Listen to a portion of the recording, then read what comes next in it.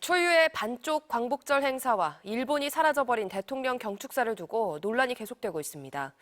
김태효 국가안보실 차장이 일본에게 억지로 사과를 받아내는 게 진정한가라며 중요한 건 일본의 마음이라고 밝혀 파장이 커지고 있는데요. 야당은 국민을 어디까지 절망시키려 하는 거냐며 반발했습니다. 홍의표 기자입니다. 과거사 문제와 한일 관계 등 일본에 대한 언급이 사라졌던 윤석열 대통령의 광복절 경축사. 정부가 일본에 할 말을 못하고 있는 것 아니냐는 지적에 대통령실 핵심 참모인 김태효 국가안보실 1차장은 KBS에 출연해 이렇게 말했습니다. 이제 자신감을 갖고 일본을 대하는 것이 더 윈윈의 게임이 되지 않겠는가 이렇게 생각합니다. 예.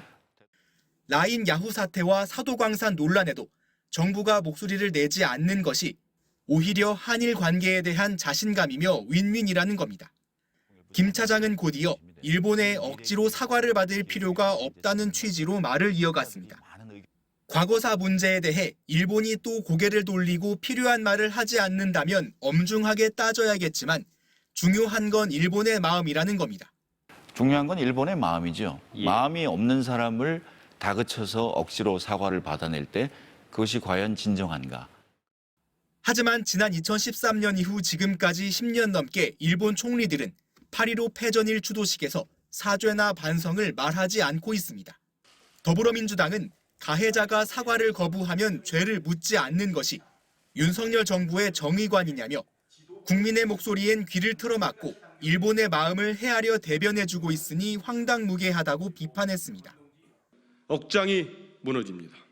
김태효 차장의 망언은 윤석열 정권이 친일 매국 정권임을 자백한 것이나 다름없습니다. 이런 가운데 한미일은 세 나라의 협력 강화를 선언했던 캠프 데이비드 정상회의 1주년을 맞아 오늘 새로운 공동성명을 발표합니다. 윤석열 정부가 꾸준히 일본과 밀착하는 행보를 보여온 만큼 이번 공동성명에 담길 메시지에도 관심이 쏠리고 있습니다. MBC 뉴스 홍의표입니다.